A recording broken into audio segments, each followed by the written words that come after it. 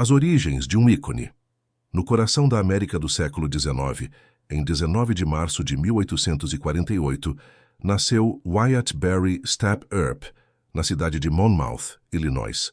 Filho de Nicholas Porter Earp e Virginia Ann Cooksey, Wyatt era o quarto de 8 filhos, em uma família que enfrentava os desafios de uma nação em expansão e transformação.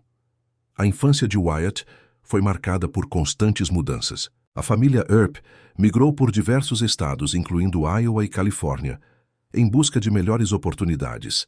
Essas experiências moldaram o jovem Wyatt, ensinando-lhe resiliência e adaptabilidade, qualidades que seriam essenciais em sua vida adulta. Durante a Guerra Civil Americana, embora ainda jovem, Wyatt tentou alistar-se no Exército da União, mas foi impedido por seu pai devido à sua idade. Essa tentativa precoce de se envolver em conflitos armados talvez tenha sido um prenúncio de seu futuro como homem da lei. Na década de 1870, Wyatt iniciou sua carreira na aplicação da lei em Lamar, Missouri, onde foi eleito como constável. No entanto, sua trajetória não foi linear. Após a morte de sua esposa, Urilla Sutherland, vítima de febre tifoide, Wyatt enfrentou um período turbulento, envolvendo-se em atividades questionáveis, como jogos de azar e possíveis envolvimentos com prostíbulos. Apesar desses contratempos, Wyatt encontrou seu caminho de volta à aplicação da lei. Em Wichita, Kansas, ele serviu como policial e, posteriormente, como assistente de xerife em Dodge City. Nessas cidades fronteiriças, conhecidas por sua violência e desordem, Wyatt ganhou reputação por sua coragem e eficácia em manter a ordem. Foi em Dodge City que Wyatt conheceu John Henry Doc Holliday, um dentista que se tornou jogador profissional e pistoleiro. A amizade entre Wyatt e Doc seria uma das mais notórias do Velho Oeste, marcada por lealdade e confrontos armados. Dodge City, Kansas. Atravessando os campos secos e poeirentos do coração da América, surgia uma cidade onde a lei era uma sugestão e o revólver uma sentença. Ali nos anos de 1876 a 1879, Wyatt Earp consolidou sua reputação não apenas como um homem da lei, mas como um símbolo de autoridade em tempos selvagens. A cidade era ponto de parada para vaqueiros que conduziam gado do Texas. As ruas fervilhavam, com jogadores, prostitutas, ladrões, pistoleiros e xerifes corruptos. Era o Velho Oeste em sua essência mais crua. Wyatt chegou a Dodge, já experimentado pelas tragédias pessoais e pelos altos e baixos de sua reputação. Serviu como assistente do marechal e rapidamente ganhou respeito e medo. Ele não era o mais rápido no gatilho, mas era frio, calculista e raramente hesitava. A ameaça de sua presença era, muitas vezes, suficiente para evitar o confronto. Foi também em Dodge que Wyatt encontrou a mulher que o acompanharia por grande parte da vida, Josephine Sarah Marcus. Embora a história oficial diga que ela era atriz, muitos relatos a identificam como cortesã. A relação dos dois, no entanto, resistiu ao tempo, aos escândalos e às migrações incessantes. Mas foi a amizade com Doc Holliday que adicionou uma camada quase mítica à sua lenda. Holliday, doente de tuberculose, era imprevisível, violento, leal até a morte. Wyatt, o pragmático, via em Doc uma espécie de alma gêmea no caos moral do Oeste. Quando os Earp chegaram a Tombstone, o Arizona estava prestes a se tornar o centro de uma tempestade.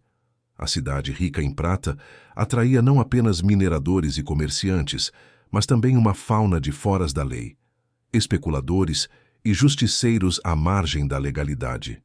Wyatt e seus irmãos estavam ali tanto em busca de fortuna quanto de uma nova vida. Virgil, como marechal federal, era o único com autoridade oficial. Wyatt, sem cargo público, atuava como consultor e caçador de recompensas. Morgan, mais jovem, buscava se provar ao lado dos irmãos mais velhos, os Clantons, McLaurys e outros. Cowboys locais eram contrabandistas e ladrões de gado. As tensões entre eles e os Earp cresciam a cada dia. Era inevitável que algo explodisse. O tiroteio no OK Corral, apesar de sua duração curta, foi o clímax de semanas de ameaças, confrontos verbais e perseguições.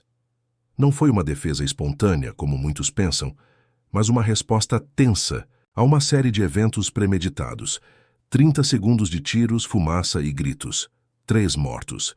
E a lenda de Wyatt Earp estava selada para sempre. Depois do tiroteio no OK Corral, Tombstone não encontrou paz. Muito pelo contrário. A cidade, já dividida, se partiu de vez. De um lado, os irmãos Earp e seus aliados, vistos como defensores da lei. Do outro, os cowboys sobreviventes que agora clamavam por vingança. A retaliação veio rápido e brutal. Em dezembro de 1881, Virgil Earp foi emboscado e alvejado por tiros enquanto caminhava pelas ruas de Tombstone. Sobreviveu, mas ficou com um braço inutilizado. Menos de 3 meses depois, em março de 1882, Morgan Earp foi assassinado a sangue frio enquanto jogava bilhar. Um tiro pelas costas, diante de testemunhas. A violência agora era pessoal. Algo mudou dentro de Wyatt Earp naquele momento. A frieza estratégica que sempre o guiou deu lugar a um desejo implacável de justiça, ou de vingança.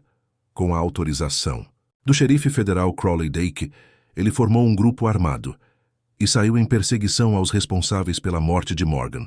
Foi uma caçada violenta e sem piedade. Wyatt e seus homens, entre eles Doc Holliday, mataram pelo menos 4 suspeitos, em confrontos diretos e, em alguns casos, sem julgamento.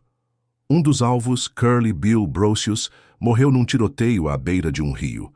Wyatt teria enfrentado o grupo de Brocius sozinho, armado com uma espingarda.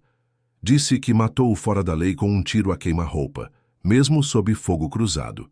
A imprensa da época se dividiu. Alguns chamavam Wyatt de herói. Outros o acusavam de assassino. Mas ele pouco se importava. A vingança estava feita.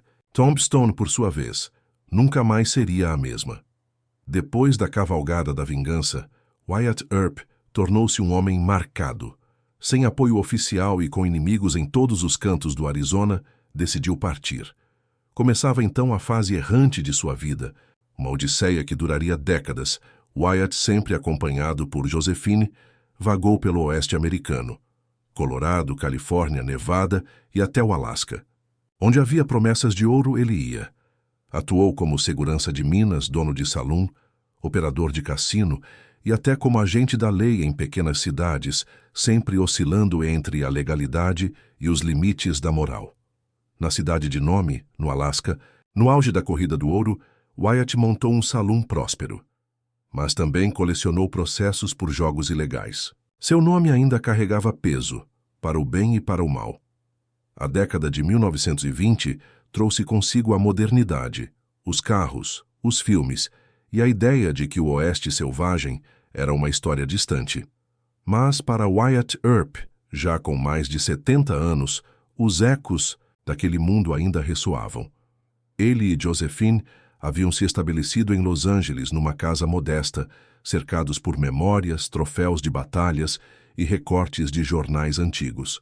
Foi nessa fase final que Earp se aproximou da nascente indústria cinematográfica. Os estúdios de Hollywood, ainda em sua infância, buscavam inspiração em histórias reais do Oeste. E quem melhor para aconselhá-los do que um homem que havia enfrentado a morte em Tombstone? Wyatt conheceu diretores, produtores e atores, entre eles um jovem John Ford.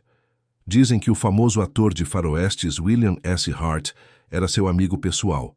Embora não tenha atuado diretamente em filmes, sua presença no set era reverenciada. Era como ter um fantasma do passado vivo, entre os cenários, mas nem tudo era glamour. A indústria parecia fascinar-se mais com a lenda do que com a verdade. Wyatt via-se retratado como um justiceiro implacável. Wyatt Earp morreu em 13 de janeiro de 1929, aos 80 anos, em sua casa em Los Angeles. Morreu de causas naturais, silenciosamente, numa cidade que já não lembrava o som dos revólveres que ele tanto empunhara. Fora o último dos homens do tiroteio no OK Corral, e com ele parecia morrer também o velho Oeste. A cerimônia foi discreta, sem honrarias militares, sem multidões, mas entre os presentes estavam figuras de Hollywood, amigos íntimos e sua eterna companheira, Josephine Sarah Marcus, que cuidara dele até o fim. O corpo de Wyatt foi cremado e suas cinzas enterradas no cemitério judeu Hills of Eternity, em Colma, Califórnia, ao lado de Josephine, que faleceria anos depois, em 1944. É um paradoxo silencioso. O homem que viveu com a pólvora no peito e a lei na mão, enterrado entre os mortos sem fazer alarde, como se a história o quisesse guardar em segredo, talvez para que o mito não fosse contaminado pela fragilidade humana. Com o corpo sepultado, restava o mito, e este, ao contrário do homem, não morreria nunca. Nas décadas seguintes, o nome Wyatt Earp tornou-se sinônimo de justiça implacável, do faroeste idealizado, do homem solitário que enfrenta o caos com uma pistola na cintura e um código de honra pessoal. Hollywood se encarregou de esculpir essa imagem. Filmes como My Darling Clementine, 1946, Gunfight at the OK Corral, 1957, Tombstone, 1993 e Wyatt Earp, 1994, recriaram a lenda para cada nova geração. A figura de Earp foi interpretada por Henry Fonda, Burt Lancaster, Kurt Russell e Kevin Costner, cada um reforçando a imagem do herói silencioso, nobre, infalível. Mas a verdade sempre escapa pelas bordas da lenda. Historiadores modernos apontam as contradições. Wyatt nem sempre esteve do lado da lei. Era um jogador, um empreendedor oportunista e, muitas vezes, cruzava linhas morais em nome de interesses próprios. Sua campanha de vingança, por exemplo, esteve longe de ser legalmente justificável. Mesmo assim, a lenda permanece. Porque Wyatt Earp, mais do que um homem, tornou-se um espelho onde os americanos projetam suas ideias de ordem, bravura, individualismo. Ele é o xerife arquetípico, o que entra no salão e faz calar a música com o ranger das botas. É o homem do oeste que não recua. E ainda hoje, nas cidades fantasma do Arizona, nas trilhas secas do Kansas, nos roteiros de filmes e romances históricos, a sombra de Wyatt Earp continua andando. Invisível, mas palpável. Como todo mito que se recusa a morrer. De Monmouth a Tombstone, de Dodge City a Hollywood, Wyatt Earp foi mais que um homem. Foi um sinal dos tempos. Representou, com todas as contradições que isso implica, a fronteira entre civilização e caos, entre o Velho Oeste e o que viria depois. Seu nome hoje é monumento, mas por trás da estátua havia um homem real, com falhas, medos, amores e perdas. Um homem que talvez jamais tenha se considerado herói, mas que viveu como se cada passo fosse uma marcha rumo à imortalidade. Wyatt Earp, a última lenda a cavalo.